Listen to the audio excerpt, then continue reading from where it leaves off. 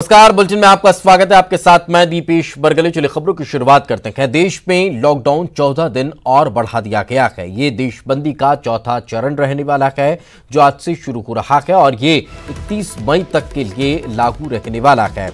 Lockdown का तीसरा phase खत्म होने से करीब 6 घंटे पहले राष्ट्रीय आपदा प्रबंधन प्राधिकरण यानी कि एनडीएमए ने केंद्र सरकार और राज्यों को देशबंदी जारी रखने के निर्देश दिए।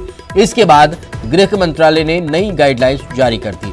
लॉकडाउन 31 मई तक बढ़ाने के साथ ही 125 करोड़ की आबादी अब लगातार 68 दिन तक बंदिशों में रहने वाली है। तो गाइडलाइंस जारी की गई है। 31 मई तक के लिए लॉकडाउन बढ़ाया गया है। मेट्रो सेवाओं को इजाजत नहीं दी जा रही है। कोई भी मेट्रो ट्रेन नहीं चालू की गई है। स्कूल, कॉलेज, शिक्षण संस्थाएं इस लॉकडाउन के दौरान भी बंद रखने वाले हैं, यानी 31 मई तक तो आप भूल जाइए। होटल, रेस्टोरेंट भी बंद रहेंगे। किसी भी तरह से होटल, रेस्टोरेंट नहीं खोले जाएंगे। घरेलू और अंतर्राष्ट्रीय उड़ानों को भी इजाजत नहीं दी गई है। हॉटस्पॉट के जो इलाके हैं वहां पर सख्ती पहले जैसी की लगातार जारी रखने वाली है। कंटेनमेंट जोन को छोड़कर अंतर्राज्यीय बस सेवाएं अब शुरू हो सकती हैं।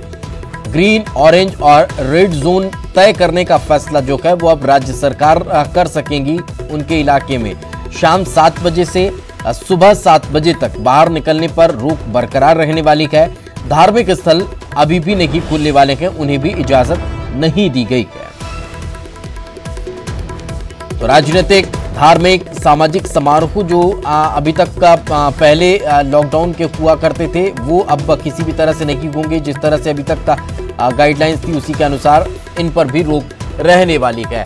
क्या खुला रहेगा, क्या बंद रहेगा, जरा वो भी देख लीजिए। स्टेडियम खुले रहेंगे लेकिन दर्शक नहीं रहेंगे। सिनेमा हॉल, होटल और बार बंद रहने वाले हैं। दुकानें खुलेंगी मगर लिमिट 5 लोगों की रहेगी। विमान और रेल के अलावा मेट्रो भी बंद रहने वाली है। मिठाई की दुकान खुलेगी मगर आपको होम डिलीवरी करनी रहेगी। धार्मिक स्थल पूर्ण रूप से बंद रहेंगे। रेस्टोरेंट खुलेंगे मगर आपको होम डिलीवरी करनी रहेगी। ग्राहक आपके होटल नहीं पहुंच सकते हैं। शादी समारोह में 50 से ज्यादा लोगों को शामिल नहीं करना है। राजनीतिक आयोजन जो है वो पूर्ण रूप से बंद रहने वाले हैं। तो ये कुछ कैटेगरीज हैं, उनको अलग अलग डिफाइन किया गया है कि कहां किस तरह की चीजों पर राहत मिलने वाली है। तो कहां अभी भी राहत नहीं है, जरा वो भी आंकड़ों के जरिए आप समझ लीजिए। देश के 30 म्युनिसिपल इलाकों में 80% कोरोना केस हैं। 12 राज्यों में 30 म्युनिसिपल इलाकों की पहचान हुई है। दिल्ली, आगरा, मेरठ, इंदौर, भोपाल, ठाणे, उदयपुर, जयपुर, जोधपुर, अमृतसर।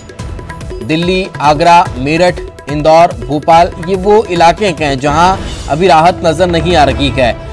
ठाणे, नासिक, पुणे, पालघर, ये वो सब एरिए हैं, ये वो सब जोन हैं जहां अभी राहत मिलती हुई दिखाई नहीं दे रही है। इसमें सोलापुर, औरंगाबाद, अहमदाबाद, सूरत और बड़ौदा भी शामिल है।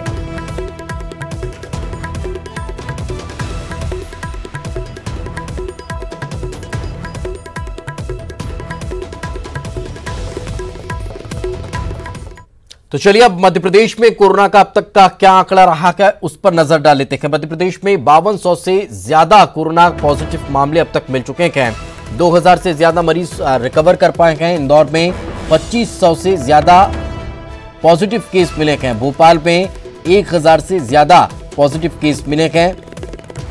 लगातार मध्य प्रदेश में भी आंकड़ा बढ़ता जा रहा है और जो चौंका रहा है, जो डरा रहा है, आंकड़ों में इजाफा हो रहा है। मुरैना में 32 पॉजिटिव केस मिले हैं। उज्जैन में 341, जबलपुर में 181, भोपाल में 1019, ग्वालियर में 71, शिवपुरी में 4, खरगोन में 99। ऐसे ये तमाम आंकड़े हैं जो लगातार मध्य प्रदेश में बढ़ रहे हैं।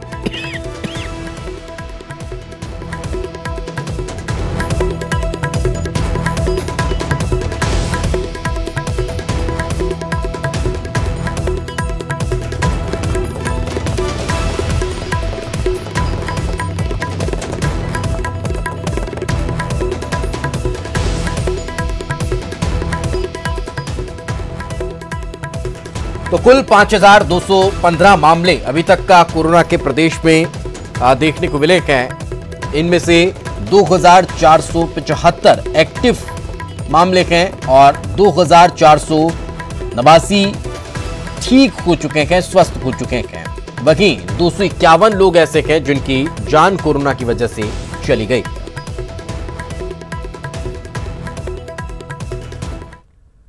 आगे बढ़ते हैं। मंदसौर के क्वारंटाइन सेंटर में पिछले एक सप्ताह से रह रहे एक युवक की रात में संदिग्ध परिस्थितियों में मौत हो गई। गुदरी इलाके में एक बुजुर्ग की मौत के बाद इलाके के कई लोगों को क्वारंटीन किया गया था। इनमें से यहां एक 35 वर्षीय युवक को भी क्वारंटीन किया गया था, जो पिछले एक सप्ताह से इसी सेंटर में था। रात में अचानक उसकी तबीयत खराब हुई। उसके पहले उसको बुखार आया था। मृतक युवक के सैंपल लेकर पहले से ही भेजे जा चुके हैं, जिसकी रिपोर्ट आना अभी बाकी है। ये एक सप्ताह से क्वारंटाइन सेंटर पे था और बहुत ही मेरी जिसे डॉक्टर से बात हुई है तो बड़ा ही नॉर्मल था, कोई ऐसा सिम्टम नहीं था। लेकिन कल शाम में थोड़ी सी इनको तकलीफ हुई, कोई इनको लूज मोशंस भी हुए हैं और कुछ झटके आने जैसे सिम्टम्स बताए गए हैं। तो डॉक्टर्स ने अपने स्तर पर पूरी प्रयास की कोशिश की थी, लेकिन एकाएक इनमें डेवलप हुई थी परेशानी और उसके बाद रात में इनकी डेथ हुई है। हम लोग इसको पूरा इन्वेस्टिगेट कर रहे हैं, क्योंकि जो कोरोना प्रोटोकॉल के हिसाब से जो इनके डेथ राइट्स हैं वो पूरे किए जा रहे हैं और हम लोग इसके पूरे डिटेल्स में जा रहे हैं कि ऐसी क्या परेशानी हुई थी जिसके कारण ऐसी स्थिति। तो और ज्यादा जानकारी के साथ हमारे सहयोगी नरेंद्र धनोतिया हमारे साथ जुड़े हुए हैं। नरेंद्र, पहले से ही जांच के लिए सैंपल भेजा गया, क्या अभी तक रिपोर्ट आ पाई है? और दूसरी चीज ये कि आप किस तरह से पूरे मामले को लेकर एहतियात बढ़ता जा रहा है?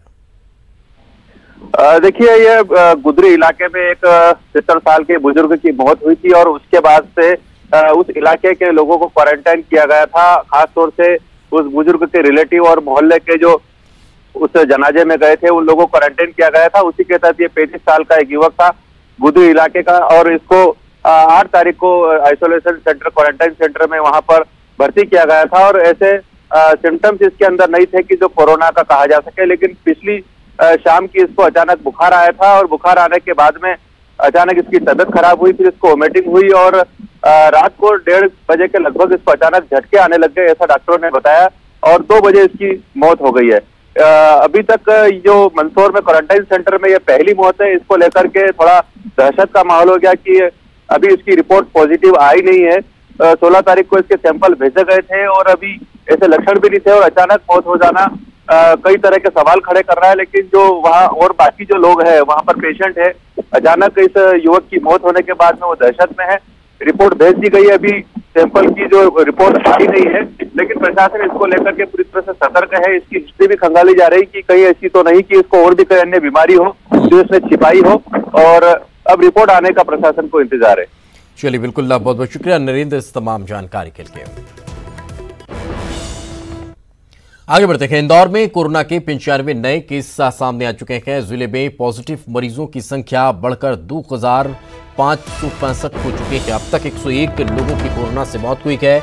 1000 से ज्यादा मरीज स्वस्थ भी हो पाए हैं, रिकवर भी कर पाए हैं। तो लगातार आंकड़ा बढ़ता जा रहा है। इंदौर में आंकड़ा 2565 तक पहुंच चुका है। इनमें से 101 लोगों की जान चली गई है।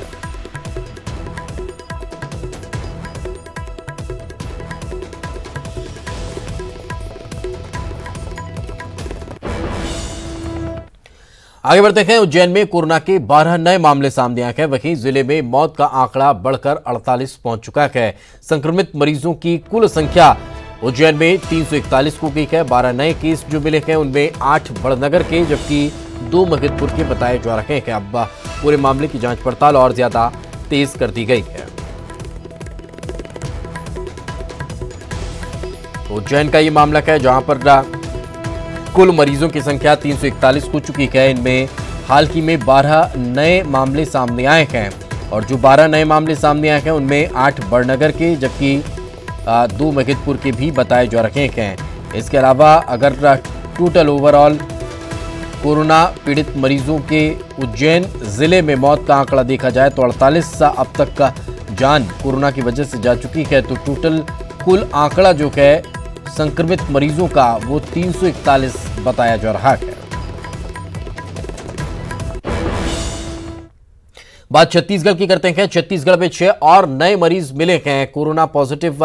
मरीजों में 5 जांजगीर और 1 सूरजपुर का बताया जा रहा है। मरीज की पुष्टि होने के बाद अब उन्हें इलाज के लिए ले जाया गया है। मरीज की संख्या, अगर प्रदेश में एक्टिव मरीजों की संख्या का आंकड़ा देखा जाए तो 33 हो चुका है। कोरोना पीड़ितों की कुल संख्या प्रदेश में 91 हो चुकी है। इनमें से 59 पूर्ण रूप से स्वस्थ हो चुके हैं, जिन्हें डिस्चार्ज कर दिया गया। रविवार का अगर दिन देखा जाए तो छत्तीसगढ़ में बढ़ते संख्या के लिहाज से काफी बड़ा दिन रहा। 25 नए मामले एकाएक का यहां पर पिछले 10 घंटे में रविवार के दिन देखने को मिले थे।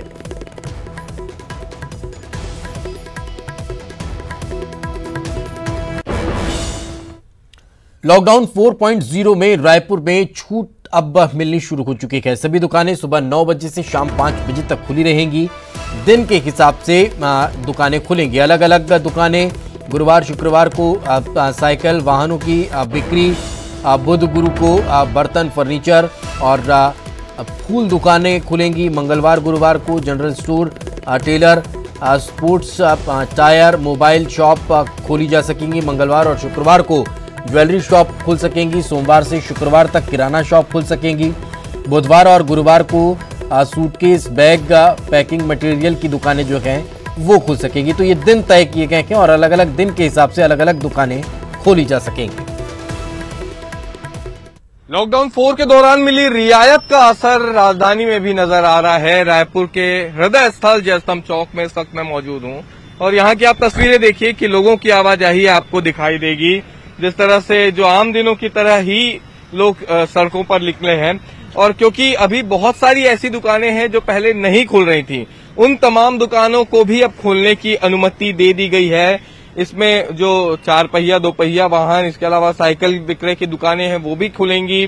साथ ही साथ जो बर्तन दुकानें हैं, सराफा मार्केट है, इसके अलावा जो मोबाइल शॉप है, किराना की दुकान जो कि 3 दिन खुल रही थी हफ्ते में, वो अब सोमवार से शुक्रवार तक खुलेंगी।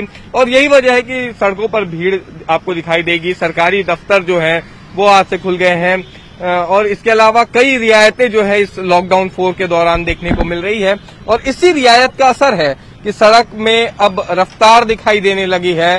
धीरे धीरे पूरा शहर खुलने लगा है, लेकिन बावजूद जो जिला प्रशासन ने आदेश जारी किया है उसमें अलग अलग दिनों के लिए अलग अलग दुकानों खोलने का आदेश है और उसी तय दिनों के आधार पर ही दुकानें खुलेंगी। लेकिन समय जो होगा वो सुबह 9 बजे से शाम 5 बजे तक का होगा और इसी समय के दौरान जो है दुकानें खुलेंगी।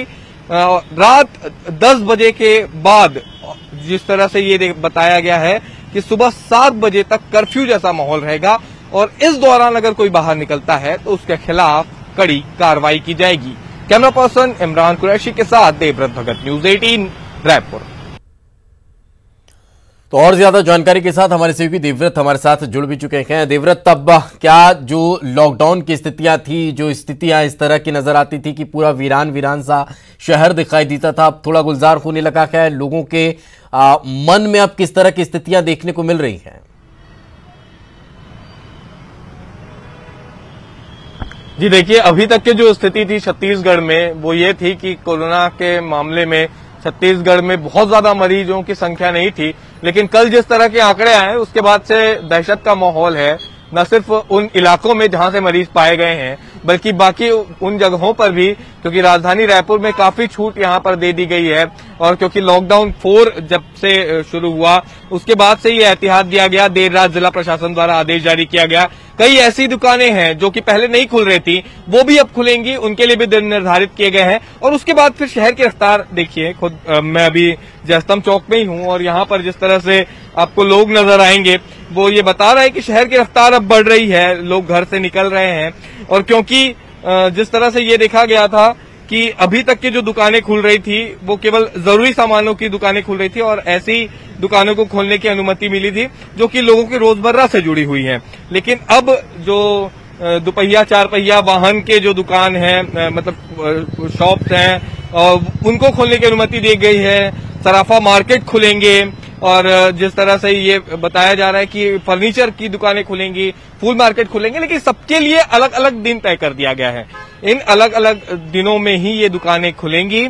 और साथ ही साथ ये भी जिला प्रशासन द्वारा स्पष्ट किया गया है कि रात 10 बजे से शाम 7 बजे तक कर्फ्यू की स्थिति रहेगी।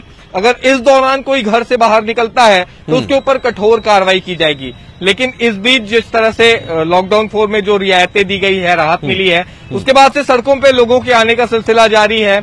और ऐसे में उम्मीद नहीं की जा सकती है कि बहुत ज्यादा सोशल डिस्टेंसिंग का पालन होगा। लेकिन इतना जरूर है कि अभी तक छत्तीसगढ़ में मामले सामने नहीं आ रहे थे। जिस तरह से प्रवासी मजदूरों का यहाँ आने का सिलसिला शुरू हुआ, उसके बाद से जो राज्य के मजदूर जो दूसरे राज्यों में काम कर रहे थे वो भी यहाँ पर आए, उसके बाद से ये तमाम मामले सामने आए हैं। उसके जिससे अभी कम से कम स्थिति जो है वो पहले जैसी नहीं है। इसलिए लोगों को सतर्क रहने की कहीं न कहीं सतर्कता लोगों को ही बरतनी होगी और सावधानी के साथ ही निकलना होगा, तभी हम इस महामारी को, इस चेन को तोड़ सकते हैं। बहुत बहुत शुक्रिया इस तमाम जानकारी के लिए। एक छोटे ब्रेक के बाद एक बार फिर आपका स्वागत है। खबर ग्वालियर से। लॉकडाउन के दौरान बीजेपी ने जश्न मनाया है। जिलाध्यक्ष की स्वागत सभा आयोजित की गई है। पूर्व मंत्री इमरती देवी भी इसमें शामिल हुई है। पूर्व मंत्री ने कार्यकर्ताओं से भी मुलाकात की है। कांग्रेस ने कलेक्टर से इसकी शिकायत की है। कार्यक्रम का वीडियो सोशल मीडिया में अब वायरल हो रहा है। तो और ज्यादा जानकारी के साथ हमारे सहयोगी सुशील हमारे साथ जुड़ चुके हैं। सुशील, क्या ताजा जानकारी फिलहाल इस पूरे मामले को लेकर? देखिए दीपेश, ये कल का पूरा वाकया है। डबरा विधानसभा क्षेत्र का बिलवा एक कस्बा है, बड़ा कस्बा। वहां पर जो अभी वर्तमान में जिलाध्यक्ष बनाए गए हैं ग्रामीण बीजेपी के कौशल शर्मा, इनके अलावा जो पूर्व मंत्री इमरती देवी जो भाजपा की नेता है वर्तमान में, इनके द्वारा एक बड़ी स्वागत सभा आयोजित की गई और बाकायदा उस सभा में भारी भीड़ जुटी। एक जुलूस जलसे के तौर पे भी वहां पर भारी तादाद में कार्यकर्ता पहुंचे और उसके बाद कार्यकर्ताओं का स्वागत सत्कार समारोह आयोजित हुआ। उसमें भाषणबाजी भी हुई, जनसंपर्क भी हुआ। एक तरह से ये कहा जाए तो इमरती देवी ने यहाँ पर उपचुनाव की तैयारियां भी शुरू कर दी है, जनसंपर्क भी शुरू कर दिया। लेकिन सबसे बड़ी बात यह है कि कल तक लॉकडाउन पूरी तरह से था और लॉकडाउन में सामाजिक, धार्मिक या राजनीतिक कार्यक्रम पूरी तरह से प्रतिबंधित है। किसी तरह की परमिशन नहीं दी जा सकती भारत सरकार के नियम के मुताबिक। उसके बावजूद इस तरह का आयोजन करना कहीं ना कहीं लॉकडाउन का उल्लंघन है। तो इसमें अब कांग्रेस की तरफ से एक शिकायत भी की गई है और जल्द ही कांग्रेस इस मसले पर मुख्यमंत्री से भी शिकायत करेगी। आज इस तरह का कांग्रेस के स्थानीय नेताओं तो अभी स्थानीय स्तर पर किसी तरह की कोई कार्रवाई इसको लेकर देखने को मिली है? कोई नोटिस जारी किया गया फिलहाल? देखिए, कल शाम को ही कांग्रेस ने इस मसले पर जिला कलेक्टर से शिकायत की है। उन्होंने शिकायती पत्र जो है व्हाट्सएप के जरिए कलेक्टर को भेजा है। अब आज देखना ये होगा कि किस तरह से कलेक्टर इस मामले में और इन वीडियो को लेकर संज्ञान लेते हैं, क्योंकि वीडियो के साथ ही कांग्रेस के द्वारा शिकायत की गई है कि लॉकडाउन का उल्लंघन किया जा रहा है और अघोषित तरीके से ये जो है कांग्रेस ने शिकायत की कि अघोषित तरीके से बीजेपी की नेता पूर्व मंत्री इमरती देवी अपने चुनाव प्रचार के अभियान में भी लग गई है।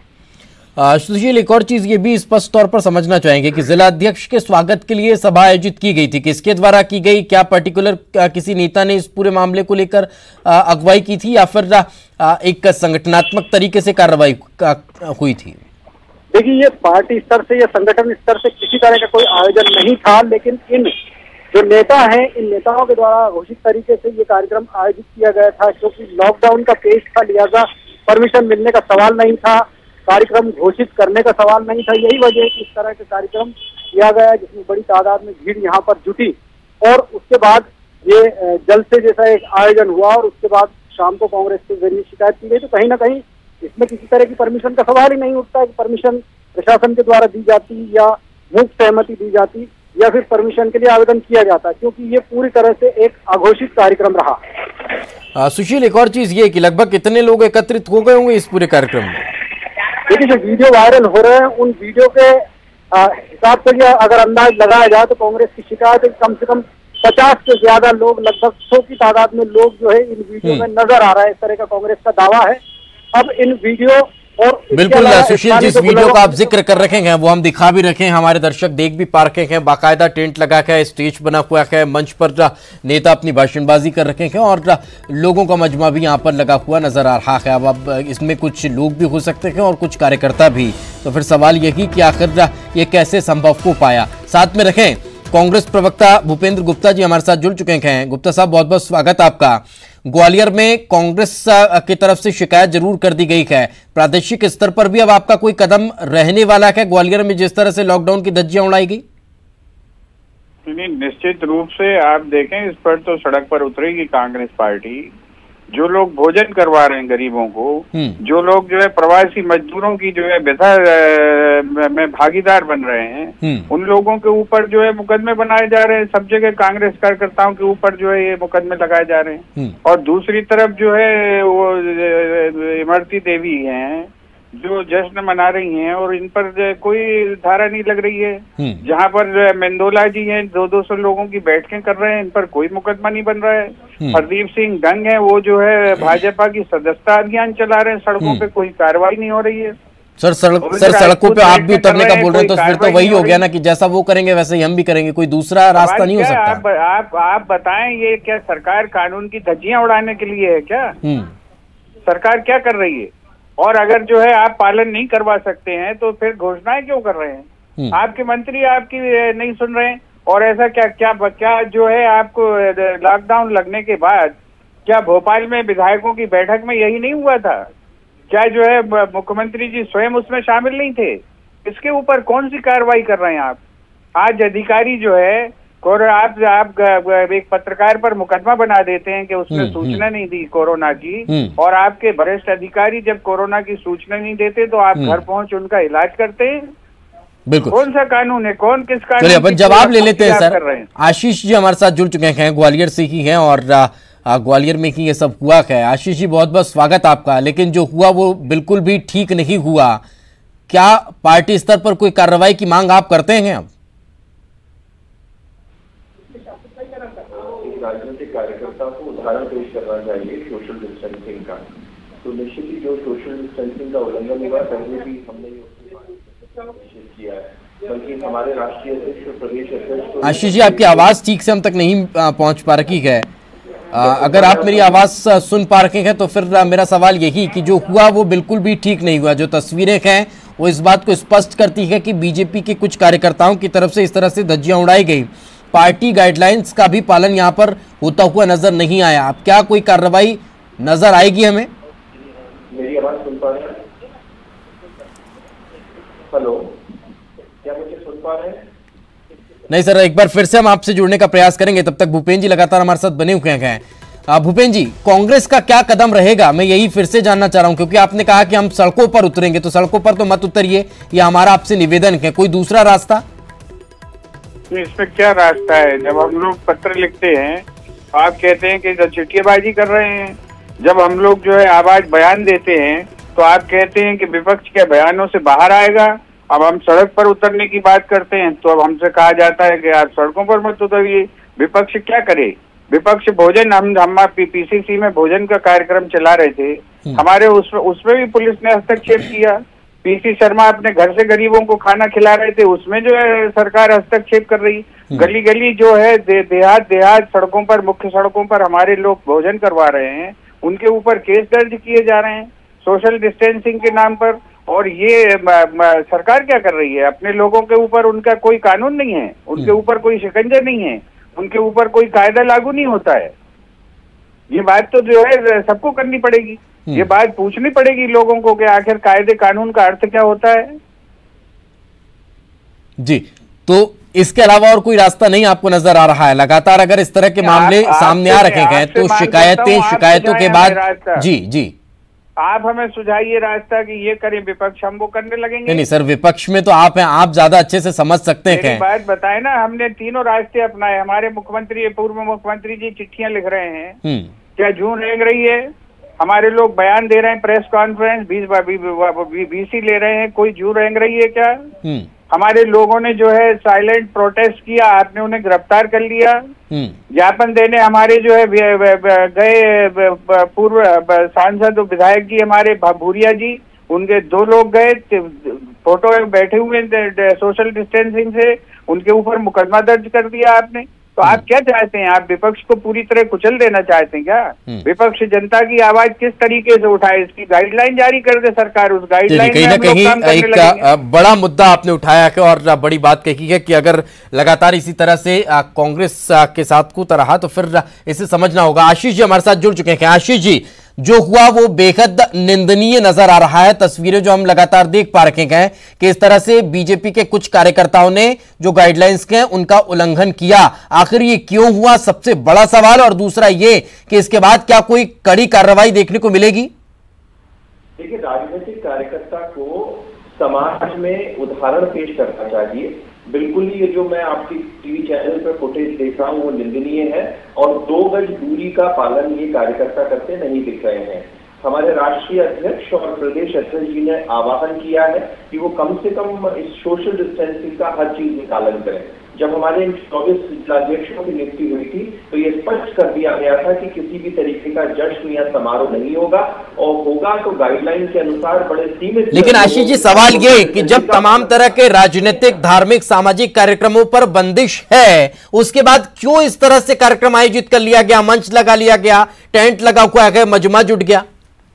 सहमत हूं मैं आपकी इस बात से, इसलिए ये निंदनीय है और पार्टी की तरफ से इस पर बात की जाएगी। सबसे बड़ा प्रश्न ये है कि वहां पर जो कार्यकर्ता है वो निश्चित ही इस सोशल डिस्टेंसिंग का पालन करते हुए नहीं दिख रहे हैं, तो इनको समझाइश भी। बिल्कुल, यही हम भी उम्मीद करते हैं कि कड़ी से कड़ी कार्रवाई कम से कम हो और राष्ट्रीय स्तर पर एक मिसाल पेश हो कि अगर इस तरह से सोशल डिस्टेंसिंग का, इस तरह से लॉकडाउन का उल्लंघन किया गया तो फिर कार्रवाई होती नजर आएगी। बहुत बहुत शुक्रिया आप दोनों का हमारे साथ चर्चा में जुड़ने के लिए। तो कहीं ना कहीं एक बड़ा मामला यहां पर देखने को मिला है और ये अपने आप में बेहद महत्वपूर्ण के साथ ये भी एक जानकारी निकलकर सामने आ रही है कि कलेक्टर ने कांग्रेस की शिकायत के बाद जांच के आदेश जारी कर दिए हैं। और इसी के साथ इस बुलेटिन में फिलहाल इतना ही। खबरें लगातार जारी हैं।